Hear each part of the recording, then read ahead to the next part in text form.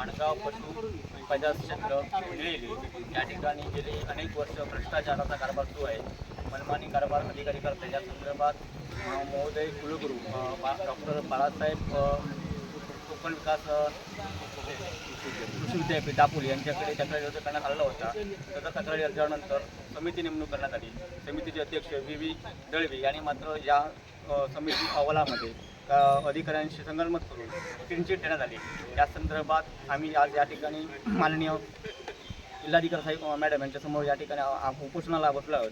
त्यानंतर याच विभागामध्ये फक्त 2.5 एकरमध्ये क्षेत्रामध्ये फॉरेस्ट विभागाने तपासणी केली असता त्यामध्ये वृक्षतोड झालेली आहे, हे निष्पन्न झालेले आहे. त्यामध्ये खैर, साग, आंबे अशा प्रकारची झाडांची तोड झालेली आहे. आज आपण विचार करा, या निळेली पशु पैदास क्षेत्रामध्ये कमीत कमी 750 एकर एवढे क्षेत्र आहे.